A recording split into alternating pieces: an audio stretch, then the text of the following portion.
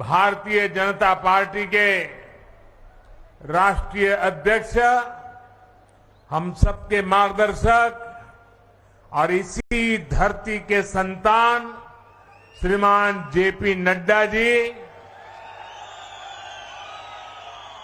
केंद्रीय मंत्रिमंडल में मेरे सहयोगी और हमारे सांसद श्री अनुराग ठाकुर जी, हिमाचल भाजपा के अध्यक्ष और संसद में मेरे साथी सुरेश कश्यप जी, संसद के मेरे साथी किशन कपूर जी, बहन इंदु गोस्वामी जी, डॉक्टर सिकंदर कुमार जी, अन्य मंत्रीगण, सांसद और विधायकगण और भारी संख्या में हम सबको आशीर्वाद देने के लिए पधारे हुए मेरे प्यारे भाइयों और बहनों, आप सभी को, संपूर्ण देशवासियों को विजयादशमी के अवसर पर अनंत अनंत शुभकामनाएं। ये पावन पर्व हर बुराई से पार पाते हुए अमृत काल के लिए जिन पंच प्राणों का संकल्प देश ने लिया है, उन पर चलने के लिए नई ऊर्जा देगा। मेरा सौभाग्य है कि विजयादशमी पर हिमाचल प्रदेश के लोगों को स्वास्थ्य, शिक्षा, रोजगार और इंफ्रास्ट्रक्चर के हजारों करोड़ रुपए के प्रोजेक्ट्स, इसका उपहार देने का अवसर मिला है। और ये भी देखिए संयोग, विजयादशमी हो और विजय का रणसिंगा फूंकने का अवसर मिले,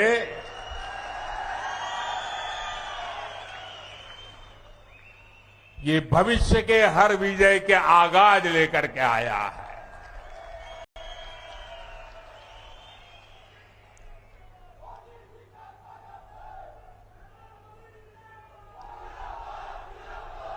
बिलासपुर को तो शिक्षा और स्वास्थ्य सेवा का डबल गिफ्ट मिला है। कलुरारी, बंदले, धारा ऊपर हाइड्रो कॉलेज, कने थल्ले एम्स हुणे ऐतिरी पहचान हुई।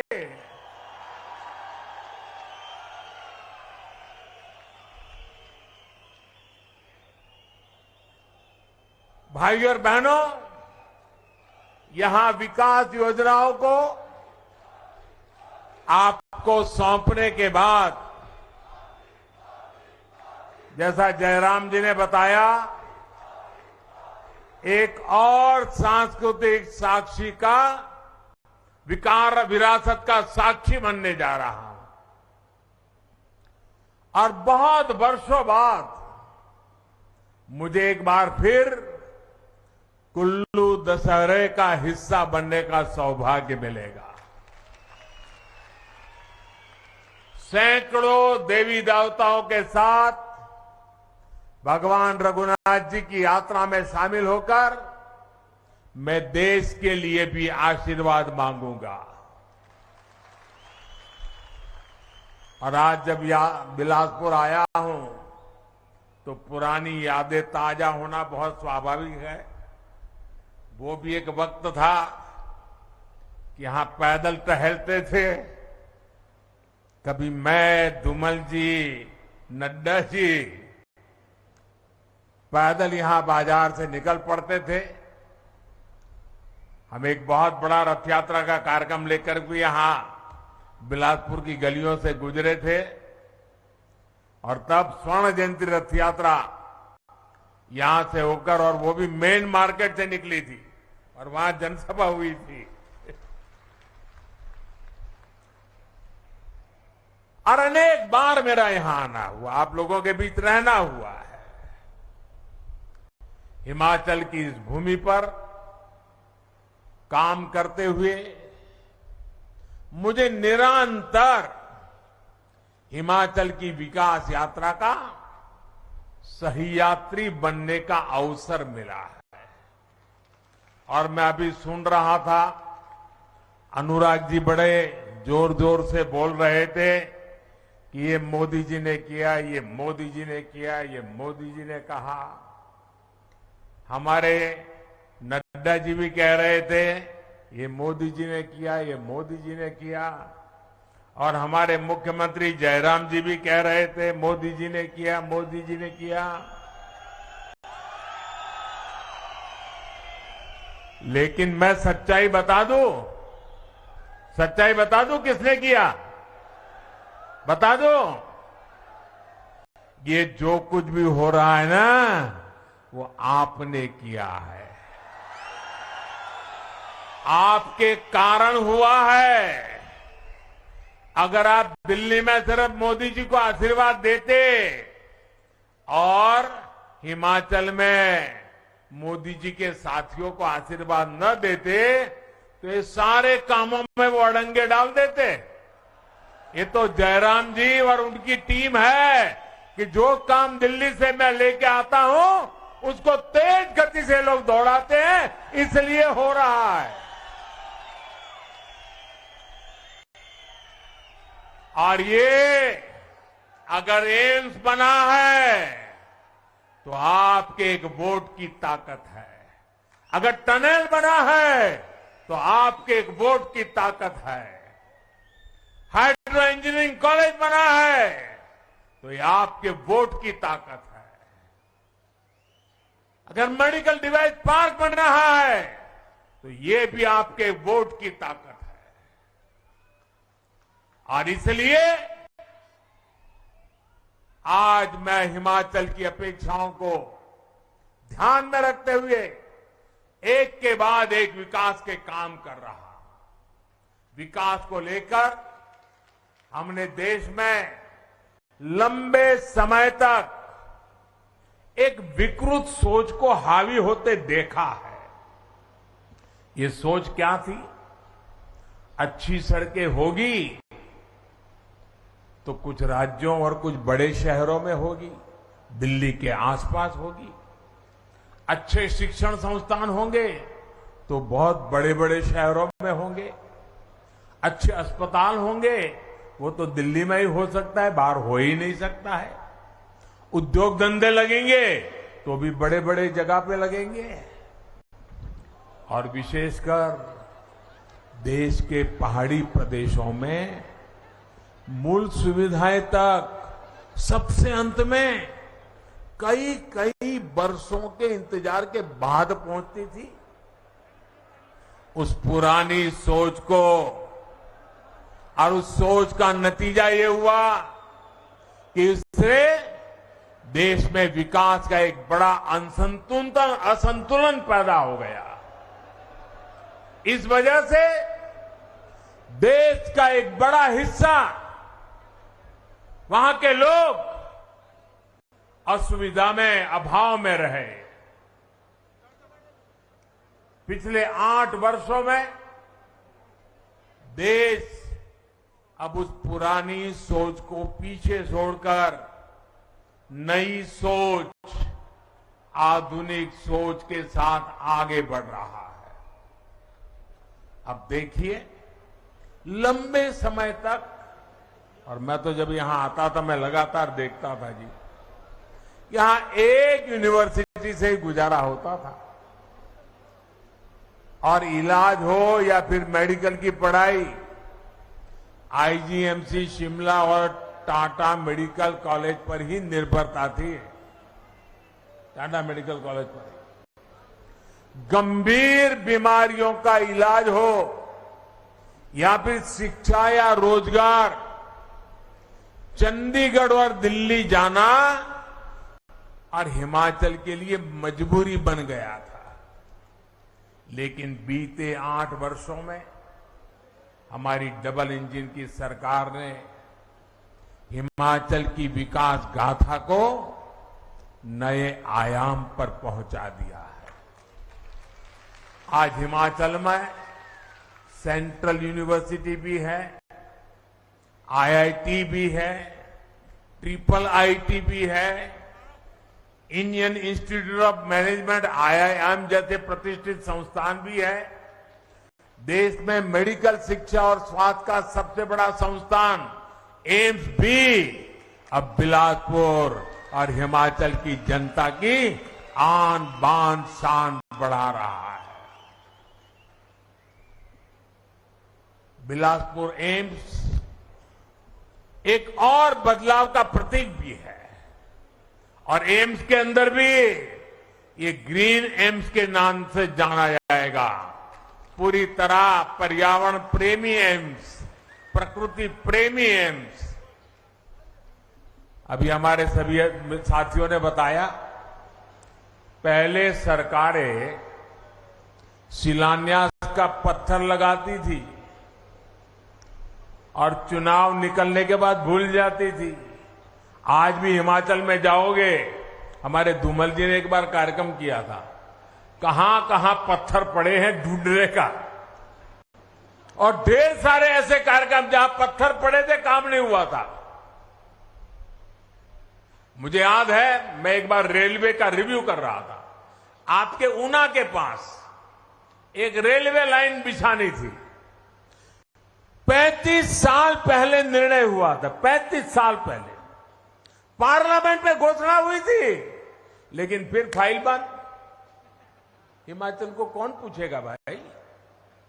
लेकिन ये तो हिमाचल का बेटा है, वो हिमाचल को भूल नहीं सकता।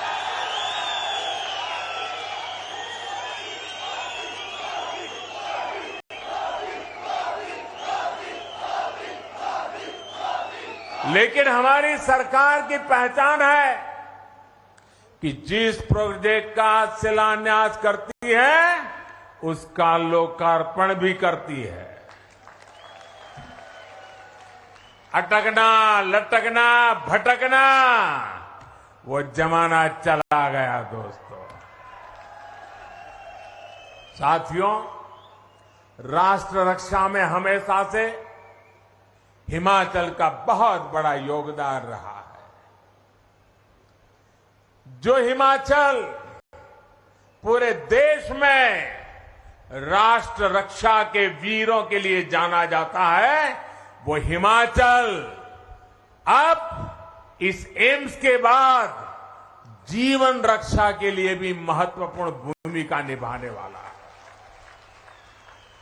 साल 2014 तक हिमाचल में सिर्फ 3 मेडिकल कॉलेज थे, जिसमें 2 सरकारी थे। पिछले 8 सालों में 5 नए सरकारी मेडिकल कॉलेज हिमाचल में बने हैं। 2014 तक अंडर और पोस्ट ग्रेजुएट मिलाकर सिर्फ 500 विद्यार्थी पढ़ सकते थे। आज ये संख्या 1200 से अधिक, यानी 2 गुने से भी ज्यादा हो चुकी है। एम्स भी हर साल अनेक नए डॉक्टर बनेंगे, नर्सिंग से जुड़े युवा यहां ट्रेनिंग पाएंगे। और मुझे जयराम जी की टीम को, जयराम जी को, भारत सरकार के आरोग्य मंत्री और आरोग्य मंत्रालय को विशेष रूप से बधाई देनी है। जब नड्डा जी आरोग्य मंत्री थे, उस समय हमने निर्णय किया, फिर नड्डा जी के जिम्मे बहुत बड़ा दायित्व आ गया, मैं शिलान्यास भी कर गया। इसी कालखंड में कोरोना की भयंकर महामारी आई और हम जानते हैं हिमाचल के वाले लोग तो कि हिमाचल में कोई भी कंस्ट्रक्शन का काम करना है तो कितना मुश्किल होता है। एक एक चीज पहाड़ पर लाना कितना दिक्कत भरा होता है। जो काम नीचे 1 घंटे में होता है, उसको यहां पहाड़ों में करने के लिए एक दिन लग जाता है। उसके बावजूद भी, कोरोना की कठिनाई के बावजूद भी, भारत सरकार का आरोग्य मंत्रालय और जयराम जी के राज्य सरकार की टीम ने मिलकर के जो काम किया, आज एम्स मौजूद है, एम्स काम करने लग गया है। मेडिकल कॉलेज ही नहीं, हमने एक और दिशा में आगे बढ़े, दवाओं और जीवन रक्षक टीकों के निर्माता के रूप में भी हिमाचल की भूमिका का बहुत अधिक विस्तार किया जा रहा है। बल्क ड्रग्स पार्क के लिए देश में सिर्फ 3 राज्यों को चुना गया है, 3, और उसमें से एक कौन सा राज्य है भाई? कौन सा राज्य है? हिमाचल है। आपको गर्व हो रहा है कि नहीं हो रहा है? ये आपके बच्चों के उज्जवल भविष्य का शिलान्यास है कि नहीं है? ये आपके बच्चों के उज्जवल भविष्य की गारंटी है कि नहीं है? हम काम बड़ी मजबूती से करते हैं और आज की पीढ़ी के लिए भी करते हैं, आने वाली पीढ़ी के लिए भी करते हैं। उसी प्रकार से मेडिकल डिवाइस पार्क के लिए 4 राज्यों को चुना गया, जहां आज मेडिकल में टेक्नोलॉजी का भरपूर उपयोग हो रहा है, विशिष्ट प्रकार के औजारों की जरूरत पड़ती है। उसको बनाने के लिए देश में 4 राज्य चुने गए। इतना बड़ा हिंदुस्तान, इतनी बड़ी जनसंख्या, हिमाचल तो मेरा छोटा सा राज्य है, लेकिन ये वीरों की धरती है और मैंने यहां की रोटी खाई है, मुझे कर्ज भी चुका रहा है। और इसलिए चौथा मेडिकल डिवाइस पार्क कहां बन रहा है? ये चौथा मेडिकल डिवाइस पार्क कहां बन रहा है? आपके हिमाचल में बन रहा है दोस्त। दुनिया भर के बड़े बड़े लोग यहां आएंगे। नालागढ़ में ये मेडिकल डिवाइस पार्क का शिलान्यास इसी का हिस्सा है। इस डिवाइस पार्क के निर्माण के लिए हजारों करोड़ रुपए का निवेश यहां होगा। इससे जुड़े अनेक छोटे और लघु उद्योग आसपास विकसित होंगे। इससे यहां के हजारों युवाओं को रोजगार के अवसर मिलेंगे।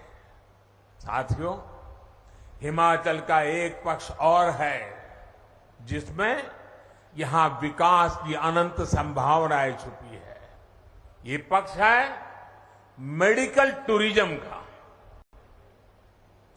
यहां की आबोहवा, यहां का मौसम, यहां का वातावरण, यहां की जुड़ी जड़ी बूटियां, यहां का अच्छे स्वास्थ्य के लिए बहुत उपयुक्त वातावरण, आज भारत मेडिकल टूरिज्म को लेकर दुनिया का एक बहुत बड़ा आकर्षण केंद्र बन रहा है।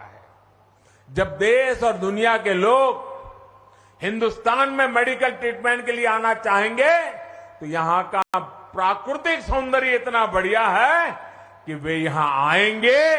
एक प्रकार के उनके लिए आरोग्य का लाभ भी होगा और पर्यटन का भी लाभ होने वाला है। हिमाचल के तो दोनों हाथ में लड्डू है। साथियों, केंद्र सरकार प्रयास है कि गरीब और मध्यम वर्ग का इलाज, उस पर खर्च कम से कम हो, ये इलाज भी बेहतर मिले और इसके लिए उसको दूर तक जाना भी न पड़े। इसलिए आज एम्स मेडिकल कॉलेज जिला अस्पतालों में क्रिटिकल केयर सुविधाओं और गांवों में हेल्थ एंड वेलनेस सेंटर बनाने पर एक सीमलेस कनेक्टिविटी पर हम काम कर रहे हैं। उस पर बल दिया जा रहा है। आयुष्मान भारत योजना के तहत हिमाचल के अधिकतर परिवारों को 5 लाख रुपए तक के मुफ्त इलाज की सुविधा मिल रही है। इस योजना के तहत अभी तक देश भर में 3 करोड़ 60 लाख गरीब मरीजों का मुफ्त इलाज हो चुका है और इसमें से 1.5 लाख तो लाभार्थी ये मेरे हिमाचल के मेरे परिवारजन हैं। देश में इन सभी साथियों के इलाज पर सरकार अब तक 45,000 करोड़ रुपए से अधिक खर्च कर चुकी है। अगर आयुष्मान भारत योजना ना होती तो इसका करीब 2 गुना यानी लगभग 90,000 करोड़ रुपए इन जो मरीज लोग थे उन परिवारों को अपने जेब से देना पड़ता। यानी इतनी बड़ी बचत भी गरीब और मध्यम वर्ग के परिवार को बेहतरीन इलाज के साथ मिली है। साथियों, मेरे लिए एक और संतोष की बात है, सरकार की इस प्रकार की योजनाओं का सबसे अधिक लाभ हमारी माताओं को, बहनों को, बेटियों को मिला है। और हम तो जानते हैं हमारी मां बहनों का स्वभाव होता है, कितनी ही तकलीफ हो, शरीर में कितनी ही पीड़ा होती हो, लेकिन वो परिवार में किसी को बताती नहीं है। वो सहन करती भी है, काम भी करती हैं, पूरे परिवार को संभालती भी है, क्योंकि उसके मन में रहता है कि अगर बीमारी का पता परिवार के लोगों को लगेगा, बच्चों को लगेगा, तो वो कर्ज कर करके भी मेरा उपचार कराएंगे। और मां सोचती है अरे बीमारी में थोड़ा समय निकाल दूंगी, लेकिन बच्चों पे कर्ज नहीं होने दूंगी, मैं अस्पताल जाके खर्च नहीं करूंगी। इन माताओं की चिंता कौन करेगा? क्या मेरी माताएं इस प्रकार की यातनाएं चुपचाप सहती रहे? ये बेटा किस काम का?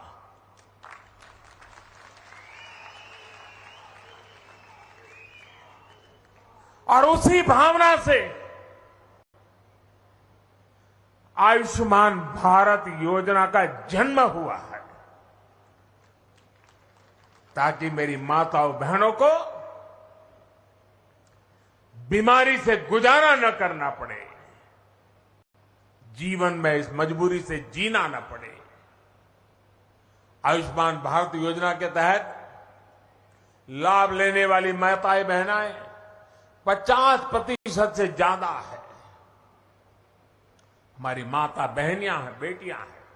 साथियों, चाहे शौचालय बनाने के लिए स्वच्छ भारत अभियान हो, मुफ्त गैस कनेक्शन देने के लिए उज्ज्वला योजना हो, मुफ्त सैनिटरी नैपकिन देने का अभियान हो, मातृ वंदना योजना के तहत हर गर्भवती महिला को पोषक आहार के लिए हजारों रुपए की मदद हो, या फिर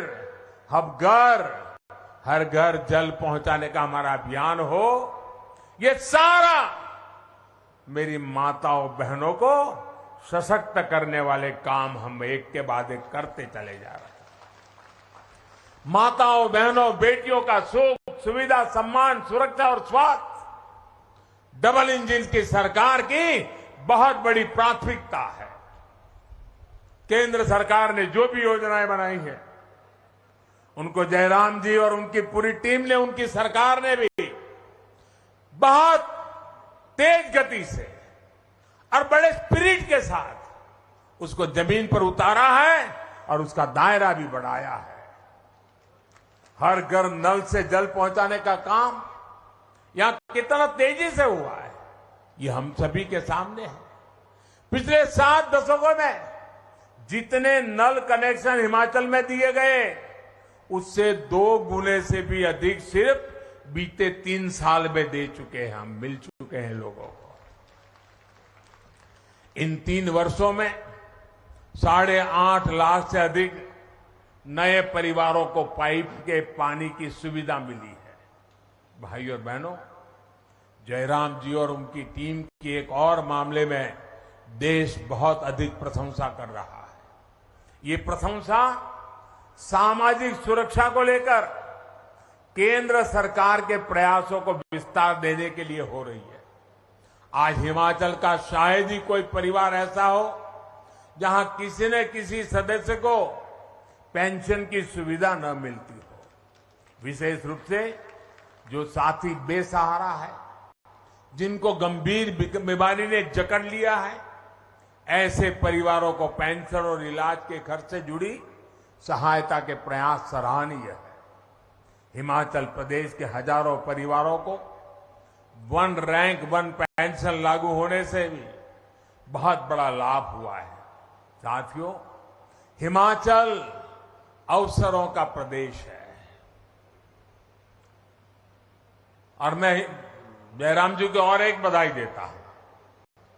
वैक्सीनेशन का काम तो पूरे देश में चल रहा है, लेकिन आपकी जिंदगी की सुरक्षा के लिए हिमाचल देश का वो पहला प्रदेश है जिसने 100% वैक्सीनेशन का काम पूरा कर दिया था। होती है चलती है वाला मामला नहीं, ठान लिया है तो करके रहना है।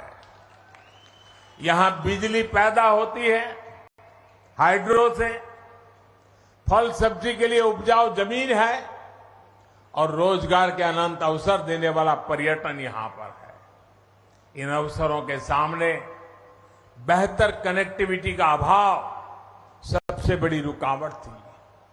2014 के बाद से हिमाचल प्रदेश में बेहतरीन इंफ्रास्ट्रक्चर गांव-गांव तक पहुंचाने का प्रयास हो रहा है। आज हिमाचल की सड़कों को चौड़ा करने का काम भी चारों तरफ चल रहा है। हिमाचल में इस समय कनेक्टिविटी के कामों पर लगभग 50,000 करोड़ रुपए खर्च किए जा रहे हैं। पिंजौर से नालागढ़ हाईवे के 4 लेन का काम जब पूरा हो जाएगा तब औद्योगिक क्षेत्र नालागढ़ और बद्दी को तो लाभ होगा ही। चंडीगढ़ और अंबाला से बिलासपुर, मंडी और मनाली की तरफ जाने वाले यात्रियों की भी सुविधा बढ़ने वाली है। यही नहीं, हिमाचल के लोगों को घुमावदार रास्तों से मुक्ति दिलाने के लिए सुरंगों का जाल भी बिछाया जा रहा है। साथियों, डिजिटल कनेक्टिविटी को लेकर भी हिमाचल में अभूतपूर्व काम हुआ है।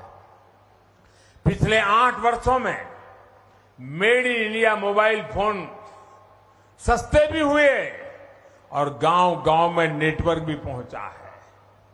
बेहतर 4G कनेक्टिविटी के कारण हिमाचल प्रदेश डिजिटल लेन देन भी बहुत तेजी से आगे बढ़ रहा है।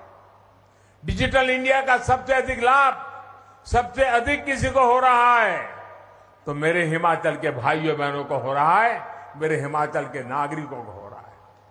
वरना बिल भरने से लेकर बैंक से जुड़े काम हो, एडमिशन हो, एप्लीकेशन हो, ऐसे हर छोटे छोटे काम के लिए पहाड़ से नीचे उतर करके दफ्तरों में जाना एक एक दिन लगता था, कभी रात को रुकना पड़ता था।